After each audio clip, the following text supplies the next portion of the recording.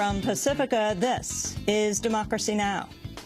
Today, on this 100th anniversary of International Women's Day, we celebrate a century of progress, a century of women using their collective voice to organize for change.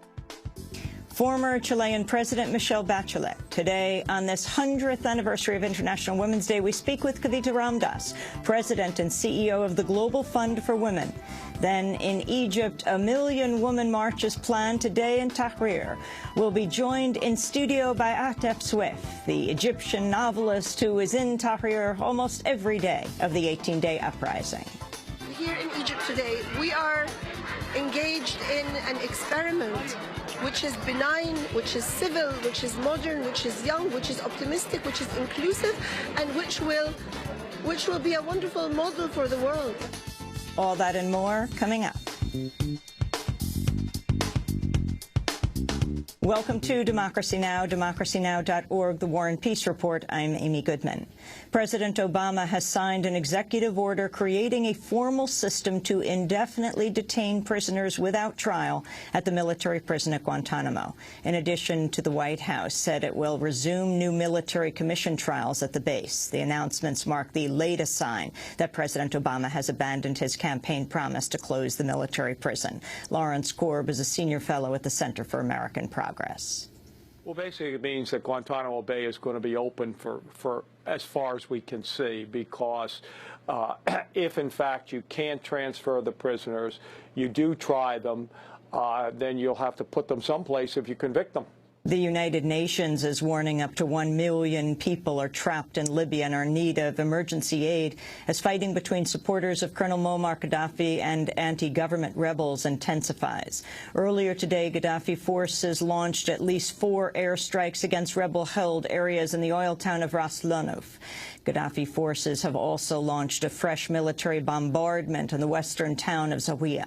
There have been conflicting reports about an offer from Gaddafi to step down. The opposition council says a representative of Gaddafi sought to negotiate his exit, but the Libyan government has denied the report. In other developments, NATO has deployed reconnaissance aircraft to establish 24-hour surveillance of Libya. CNN reports British, French, and U.S. officials are working on a draft UN Security Council text that includes language on setting up a no-fly zone in Libya. On Monday, President Obama addressed the crisis there. I want to send a very clear message to those who are around Colonel Gaddafi. It is their choice to make how they operate moving forward, and they will be held accountable for whatever violence continues to take place there. In the meantime, we've got NATO, as we speak, consulting in Brussels around a wide range of potential options, including potential military options, in response to the violence that continues to take place inside of Libya. The British journalist Robert Fisk is reporting the United States has developed a secret plan to arm Libya's rebel fighters. According to Fisk, the U.S. has asked Saudi Arabia to begin airlifting weapons into Benghazi. In other news from the region, Iraqi security forces have ordered the closing of the offices of the Iraqi National Party and the Iraqi Communist Party. The offices were closed just days after the two parties organized protests in Baghdad. In Jordan, about 200 journalists held a rare protest Monday calling for press freedom and an end to government censorship. The protest included many journalists who work for state-run newspapers, TV, and radio stations. In Egypt, orders have been issued for the arrest of 47 state security officers who are accused of burning documents in an attempt to destroy evidence of crimes committed by the Mubarak regime. In recent days, protesters have broken into 11 state security offices and seized thousands of documents about the secret police. In Yemen, anti-government protests have spread into the country's prison system. Some 2,000 prisoners in the capital of Sana'a have revolted and taken a dozen guards hostage. In Washington, D.C., 600 activists with National People's Action shut down a branch of Bank of America Monday to protest the bank's record of dodging taxes. We have successfully shut down Bank of America for today.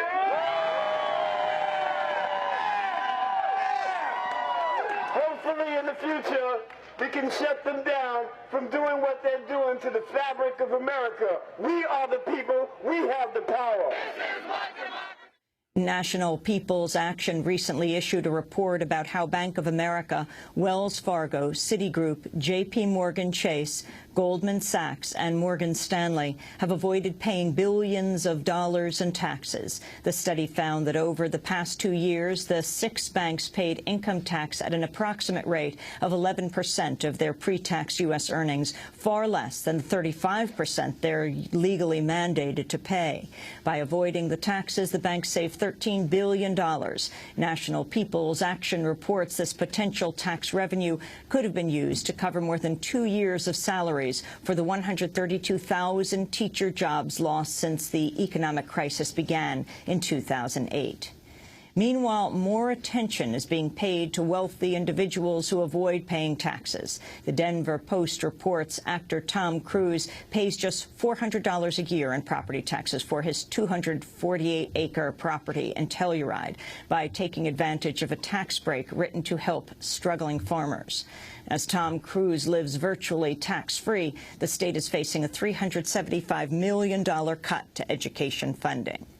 The website thinkprogress.org has published videos showing Massachusetts Republican Senator Scott Brown thanking conservative billionaire David Koch for his campaign donations and asking for more money in 2012. David Koch and his brother Charles have helped bankroll the Tea Party movement and many other Republicans. The video was shot at a recent dedication of MIT's David H. Koch Integrative Cancer Institute.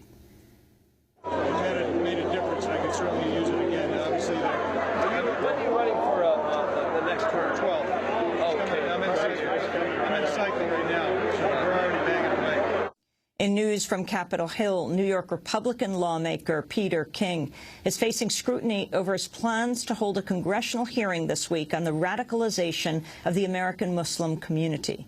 Critics have described the hearings as a modern-day form of McCarthyism that are designed to stoke fear against American Muslims.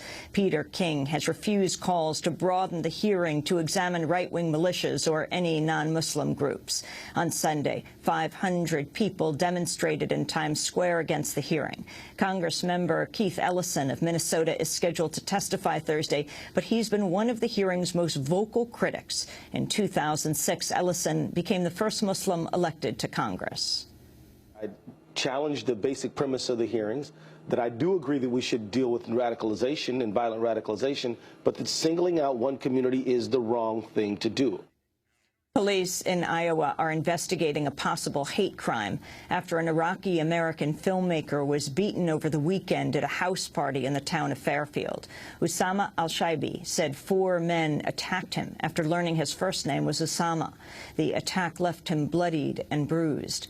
Al-Shaibi is currently working on film about discrimination against Arabs in the United States. In legal news, a U.S. judge has sided with Chevron and temporarily halted enforcement of an $8.6 billion award against the oil giant for dumping billions of gallons of toxic oil waste into Ecuador's rainforest. An Ecuadorian court ruled against Chevron last month. U.S. District Judge Lewis Kaplan extended temporary restraining orders on the ruling until U.S. courts decide a racketeering case filed by Chevron against villagers in Ecuador. Kaplan said in his ruling Chevron faced imminent and irreparable harm to its business relationships and reputation. In news from Pakistan, at least 25 people died earlier today when a car bomb exploded at a gas station in the city of Faisalabad. More than 100 were wounded. A new report from the Congressional Research Service reports the number of private security personnel working for the U.S. military in Afghanistan has reached a new high of nearly 19,000. And Israeli Defense Minister Ehud Barak has told the Wall Street Journal that Israel may soon seek an additional $20 billion in military aid from the United States in light of the uprisings in the Middle East and North Africa. Barak told the paper, quote, it might be wise to invest another $20 billion to upgrade the security of Israel for the next generation or so. A strong, responsible Israel can become a stabilizer in such a turbulent region, he said. Israel already receives $3 billion in military aid a year from the United States. And those are some of the headlines. This is Democracy Now!, democracynow.org, The War and Peace Report. I'm Amy Goodman with Sharif Abdel-Quddus. And welcome to all of our listeners and viewers around the world. And